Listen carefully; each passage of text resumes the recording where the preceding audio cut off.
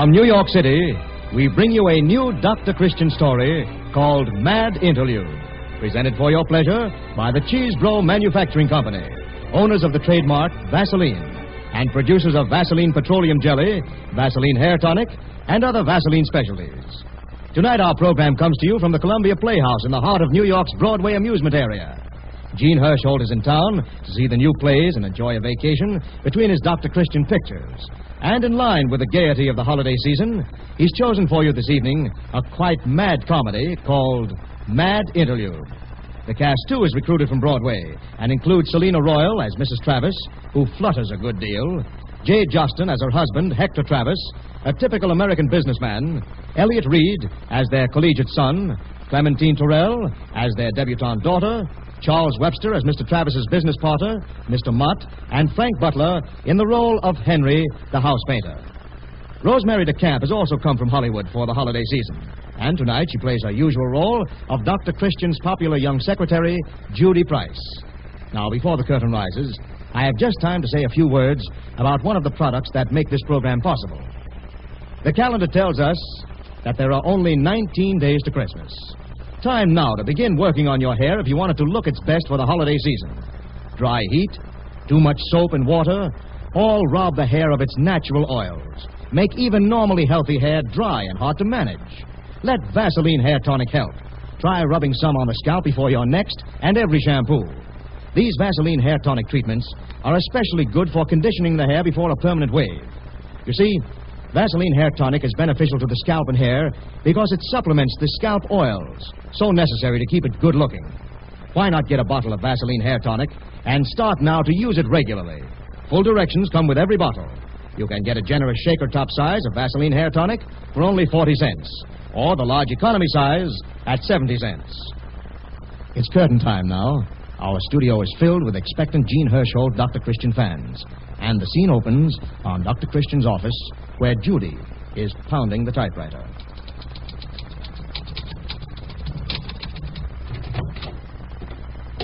Hiya, Judy, old thing. Well, look, if it isn't Joe College himself. Hello, Hector. I thought you were up at the university making saps out of all the professors. No, I took a couple of days off. Brought Les Standers, a frat brother of mine, down with me to see the opera. What opera is that? Oh, I don't know. My kid's sister wrote me she was going to be in an opera or something. Oh, yes, the high school play. Naldine has the lead, you know. Yeah, that's what she wrote me. Not bad for a kid, huh? Yeah, I'll bet she'll be going on the stage or in pictures someday. You know, sometimes I think I ought to ditch college and go in for a career myself. Such as swallowing goldfish? Hey, how did you hear about that? Oh, I get around. Besides, it was in all the papers. Oh, well, I just did that for a joke. I mean a real career. I got a lot of swell angles, you know. Well, they don't show from here. In fact, I think you could lose a few pounds. Angles, connections. Oh. Well, just last week I was talking to a big man from New York, and he told me he could use a head like mine in his business. What is it? The concrete business? No, it's... I'm sorry. Hector, would you ask for it? Oh, that's all right. Your small-town humor doesn't bother me. Say, where's the mater? What? My mother. Oh. I was supposed to meet her here at 4:30 and drive her home. Well, it's only 5 minutes after. What? 5 after? Yeah, she isn't due here until 4. Why, the clock in my car said 20 minutes to 5. I noticed especially when I was driving over here. Well, I'm afraid your clock runs about the same way you drive. Too fast. Say, listen, the only way you could get better than 40 miles an hour out of that old heap would be to have it towed. Well, you've done that, too. The time you skidded into Tony Danello's hot dog stand. Yeah, that was a funny one, wasn't it? Yeah, well, it wasn't my fault, though. Remember that. I told Dad when he bought the car it was too light and wouldn't hold the road, but he knows he's... Why, Hector.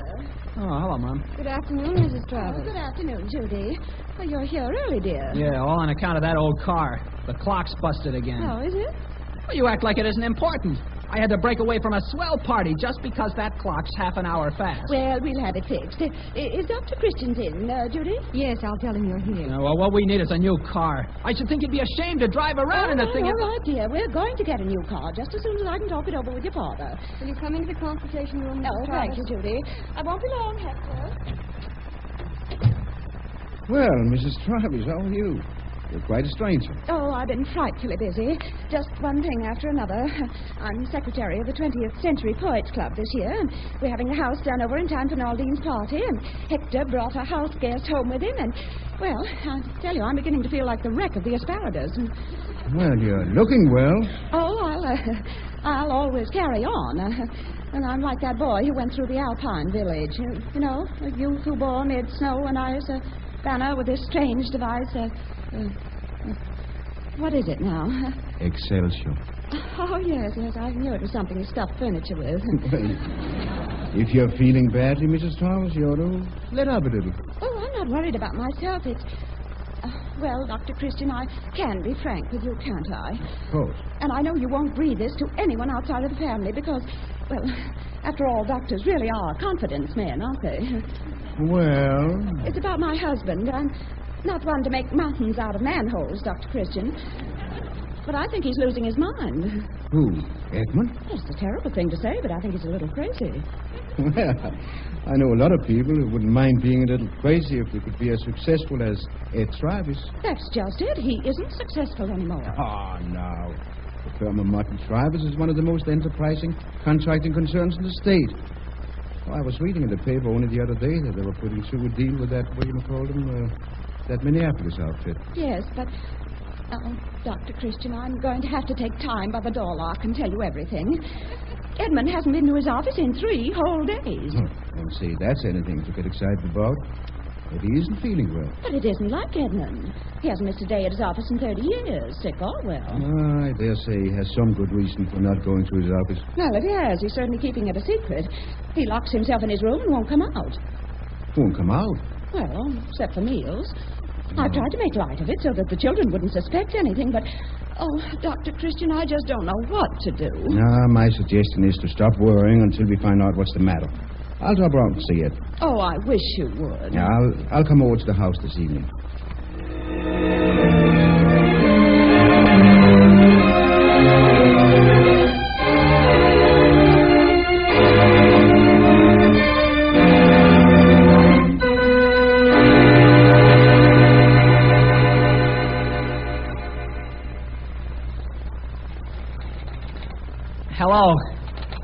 Hello?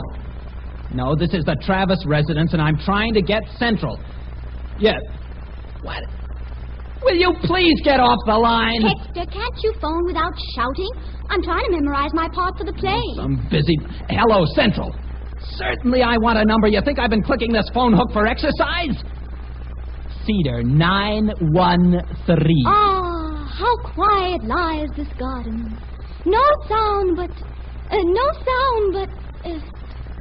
oh, dear, I've forgotten it. Say, is it all right if I do a little painting in here now? Henry, what are you painting at this time of night for? Because your mother changed her mind again about the door moldings. Okay, Pete, bring in that can of white paint. White? Oh, you're surely not going to paint them white.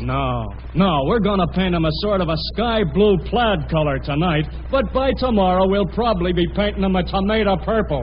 Hello. Is Myrtle there? Hey, and Pete. Yeah? Drag that small ladder in here, too. How quiet lies this garden. Oh! Put it there by the door, Pete. Hello! This is Santa Claus. Say, how'd you like to meet an alligator? He's a frat brother of mine. All right, swell. I'll tell you what I'll do now. I'll pick up Marilee, and we'll all go out somewhere and cut a rug. All right, I'll be right with you.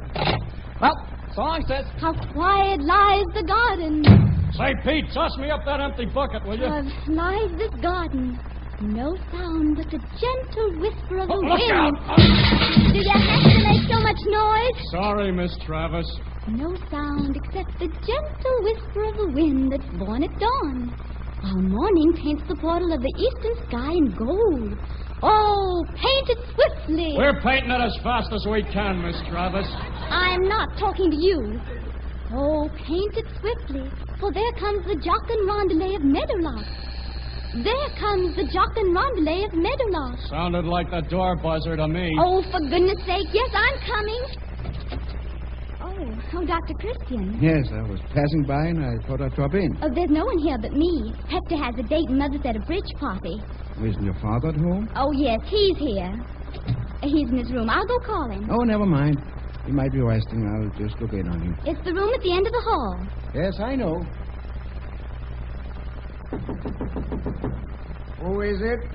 Dr. Christian. Are you sure about that? Well, I ought to know who I am. Wait a minute.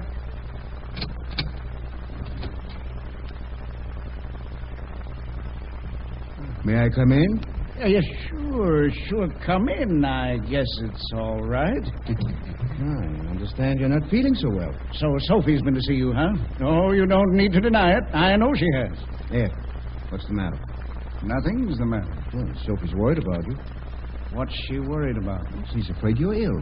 Oh, that's silly. Why, I feel swell. I never felt better in my whole life. I sleep well and I eat like a horse. Tell me something. Have you ever seen a horse eat? Have I ever? Yes. Yes, of course. I used to own a horse. What was his name? I called him Charlie. Charlie. Oh, yes, I see. Charlie Horse. How do you feel otherwise? Oh, well, that's fine. Drop in again sometime. And Ed, listen to me a minute. Sophie said you hadn't been to your office in 3 days. And she's right. Dr. Christian, my wife is always right. I haven't been to my office in 3 days. And you know why? Because I've been locked up in this room. Oh, nonsense. Who locked you up in the room? I did. You locked yourself up? I had to. On account of the jinkaboos. The what? Jinkaboos. You see, they come out of the walls. The pink ones aren't so bad, but you've got to be careful about the purple ones. They'll cheat you every time. They're smart. Oh, I see. How long have these jinkaboos been bothering you? Oh, they don't bother me. We have an agreement. I let them alone if they let me alone. Well, now, that sounds like a very sensible plan. Do you think so? I thought it up myself one day when nobody was looking. Yes, sir, that's a very fine idea, but sit down, will you? I'd like to ask you a few questions about the jinkaboos.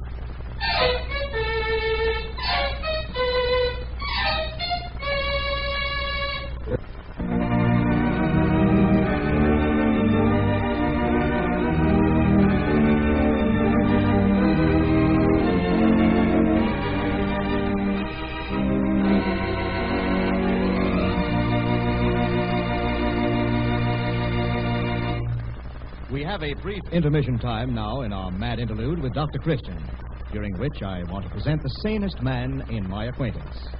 I'm a policeman. Most of the day, I'm standing in the middle of a big square in the business section of the city, directing traffic. And believe you me, if some auto drivers had to stand on their feet all day, they wouldn't blame us cops for yelling at them once in a while. It used to be that by the time I got home, my feet were like to kill me.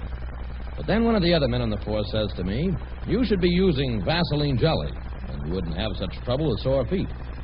So that very night and every night since, when I get home, I soak my feet in hot water, then rub them with Vaseline jelly. It's sure wonderful the way that takes all the aching out. Softens calluses, too.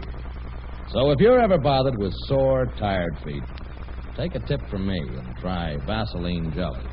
You'll find Vaseline jelly remarkably effective in treating all kinds of soreness, skin injuries, and irritations. And here's why. Vaseline jelly does 3 important things. First, it has a soothing action, which relieves discomfort and promotes rapid healing. Second, it softens and lubricates the skin by supplementing the natural oils. And third, it forms a protective film that helps keep infection out when the skin is broken. If you're one of the few people who don't have Vaseline jelly on hand, get some tomorrow. Vaseline jelly costs only 10 cents for a generous jar or tube.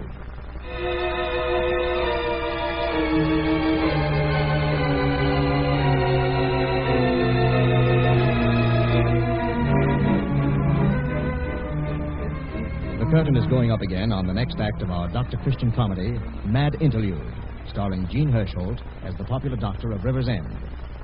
The scene is again the doctor's office, and Judy is again pounding the typewriter.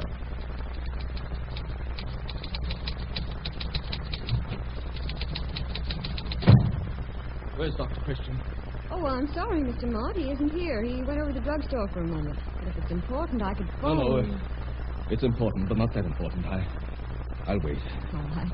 Here's the morning paper. Have you seen it? Yes. No. I don't know whether I've seen it or not. Oh. The high school play got a nice write-up. Did you go? Why, no. Naldine Travis played her part perfectly. As soon as she's finished high school, she's going to take a trip to Hollywood. She told me so at the party last night. Trip to Hollywood, eh? By the time Naldine Travis finishes high school, she'll be lucky if she has a roof over her head. The way things are going... Oh, here's Dr. Christian. What is this? Look here. What's the matter with Ed Travis? Well, Mr. Mudd, I don't make a practice of discussing my patients with outsiders. I'm not an outsider. I'm Ed Travis's business partner. I have a right to know what's wrong with him. Well, if you think there's something wrong, why don't you call up his house? Or... I have. I've called his house a dozen times a day for the last 4 days. Nobody answers the phone. Nobody's ever at home. Yes, I guess they're all pretty busy.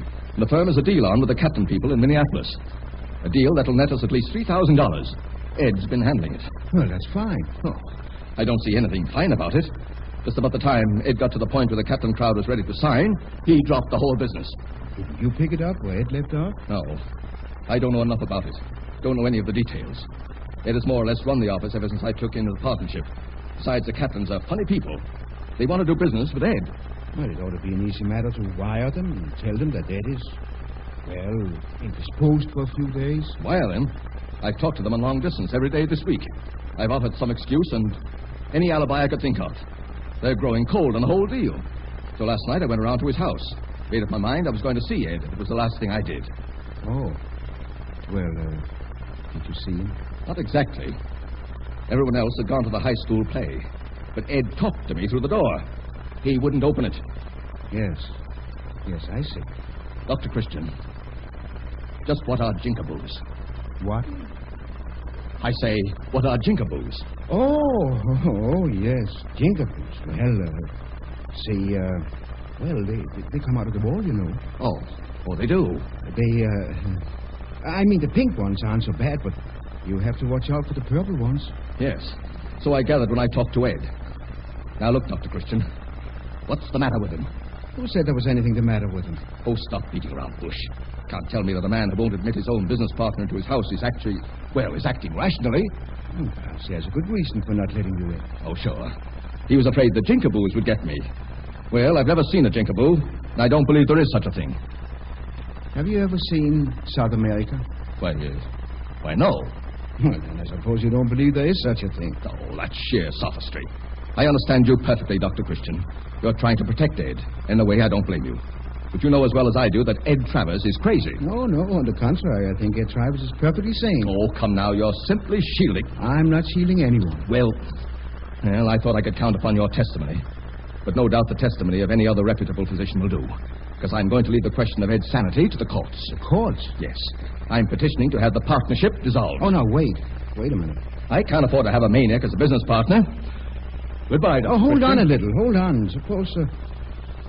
Suppose I could get Ed straightened out. I thought you said there was nothing wrong with him. I know, but, look here. Will you give me a little time to think it over? Why, Dr. Christian, if you could straighten Ed out, nothing would please me better. Now, you know that. But on the other hand, I can't let the business go to pieces.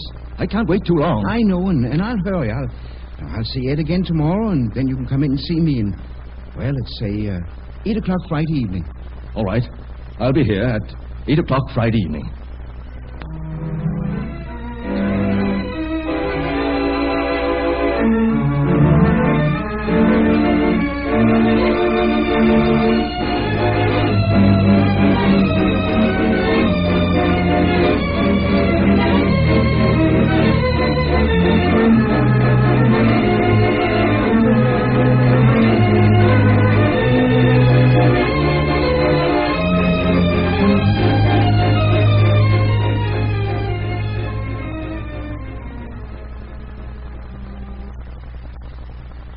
Judy, did you get in touch with Henry Fitch? Oh, the painter? Yes, only a few minutes ago.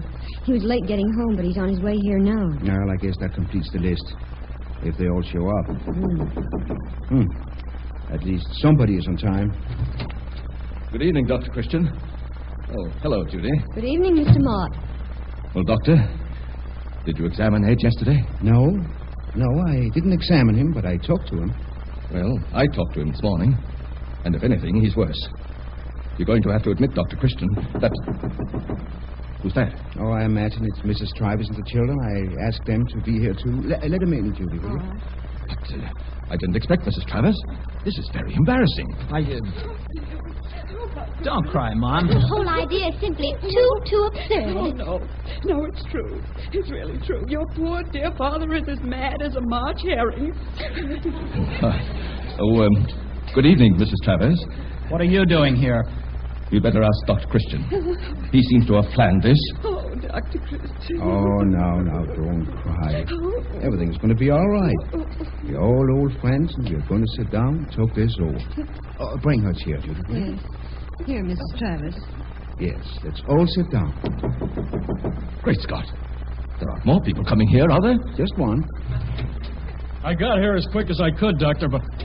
Oh, if you're busy, I can come back later. No, we're waiting for you, Henry. Why, he's the man who painted our house. Yeah, what's he got to do with this? Do we have to wash our dirty liniments in front of a house painter? Henry's here for a purpose. Sit down, Henry. We're having a little talk, and everybody is going to talk freely so we can get to the facts. You understand? Well, what are we talking about? Well, we'll start with my asking you a couple of questions. How long were you working in the Trivers residence? Oh, it was a 2-day job, but it took 4 days. While you were working there, did you notice anyone who acted, well, not quite right? You mean you want me to tell the truth? No, it's no use going on. I'll admit my Wait husband... Wait a minute. Yes, Henry, tell the truth. Did you notice anyone who didn't act quite right? Yeah. Who? Yeah, I did. It was Hector Travers. What? Why, you're crazy! Oh, I'm crazy, am I? And I heard you call up somebody on the phone and say you were Santa Claus. Yeah, but And what's more, Dr. Christian, he said his brother was an alligator, and they were going out somewheres to cut a rug. Oh, you don't know what you're talking Oh, about. I guess I do, all right. Everybody knows he's a little wacky anyway. He eats live goldfish, don't he? It was in all the papers. Oh, Hector. Dr. Christian, that man is a psychopathic case. Why, he talked about painting the door a sky blue plaid and a tomato purple. You can see he's insane. Oh, you're not so bright yourself. You can believe it or not, Dr. Christian, but one night when I was there, she thought she was walking around in a garden and listening to the meadowlarks. If you ask me, the whole family's nuts. I didn't come here to have aspirins cast at me. No. I don't see any reason why any of us should stay here. I'm leaving. Another minute, somebody will be accusing me of being insane. Well, as a matter of fact, Mr. Mudd, I have enough evidence to prove that you are. What? Now, you see here. I'll leave it to Judy. Did you notice anything unusual about Mr. Mudd when he came in here day before yesterday? Well, only that he seemed a little excited. A man can be excited without being crazy. Now, think a minute, Judy. What did he say? What did he do? Well, let me see. Oh, yes, I asked him if he'd read the morning paper, and he didn't remember. Now, look here. Oh, and another thing, he didn't seem to remember whether he'd gone to the high school play or not. Loss of memory. That's the first symptom. And then, well, you yourself heard him say he didn't know who he was or what he was doing. A clear-cut case of amnesia. This is ridiculous. I don't know whether it is or not. No, he does talk a trifle strange. Well, at least I don't talk about jinkaboos. About what? Jinkaboos. They come out of the wall in the pink and purple. Why, Dr. Christian, he's as crazy as a tick. Oh! I'm getting out of here. Now, wait. You people have done a lot of talking, and now it's my turn. And I'm going to talk to you about a farmhand. Came to town to earn enough money to buy himself a little place in the country. But it seemed that the longer and the harder he worked, the less he got what he wanted. I don't see what this has got to do with... Just a minute. First he got married. That took money. Then he had children. They cost money. Lots of money. Oh, why? Then his business partner lay down on the job and let him do all the work. He couldn't stop. He couldn't even get a vacation. Besides, his family was always wanting something. A new car, new clothes, the house redecorated, a college education, a trip to Hollywood. Always something. Nobody ever asked what he wanted. Well, that went on for 30 years. And then one day something happened to him. Oh, Edmund. Mother, darling. Oh, please, Mom. Gee, I suppose it's too late now, but I have been kind of a heel. Oh, we wouldn't have hurt him for the world. We just didn't stop to think. That's right. I guess I'm as much to blame as anyone. I didn't realize the burden I was putting on him. Well, everybody else does. The way you treat Ed Travis is the talk of this town. But good heavens, Christian. Isn't there something we can do to cure him? No. No, he can't be cured. Because, well, there's nothing the matter with him. What? You mean he's all right? Hector, your father, was caught on kind of a treadmill. He was done up, worn out. Yet he had to keep going on. Finally, he thought of a way to get a rest. A complete rest. He pretended to be crazy. Pretended? He's only pretending. Yes. And if I were you, I'd let him go on pretending. He'll go back to the treadmill sooner or later. Because, well, maybe you haven't stopped to think about it. But he loves you. We won't let him go back. We won't ever let him work that hard again. But I don't quite understand, Dr. Christian. Then he isn't crazy? Well, I wouldn't go as far as to say that, Mrs. Travis. To each other, at least. All of us are a little crazy.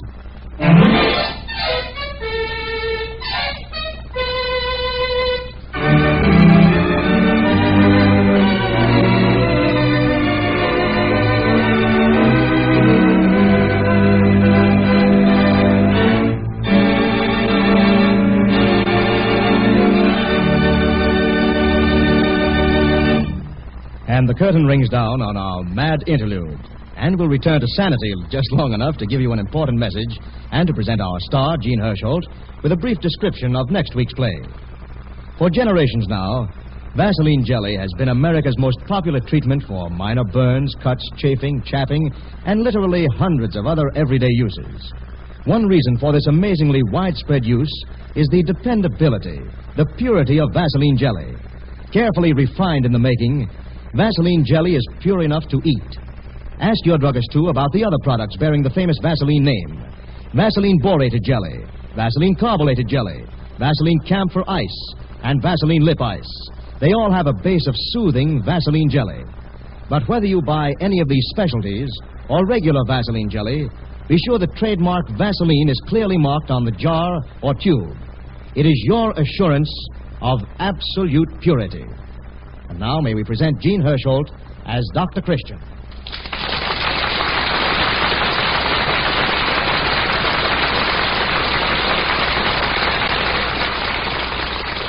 What story have you selected for next week, Dr. Christian? Well, next Wednesday I plan to bring you another Riversend drama called Double Indemnity. And I won't give the story away tonight except to say it concerns the popular Williams twins, Carol and Emily. We've got all the boys in Riversend guessing. In fact, I pride myself that I'm practically the only male in town who can tell those two pretty girls apart. It makes for lots of excitement in Riversend, as you can guess, so be sure to join us next Wednesday night at the same hour, when you'll hear all about it. Until then, I'll say good night.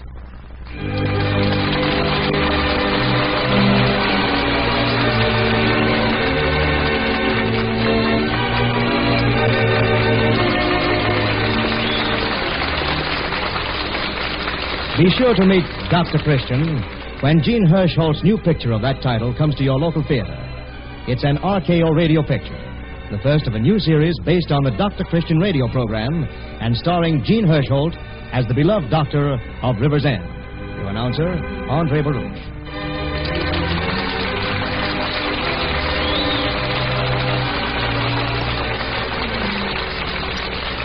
This is the Columbia Broadcasting System.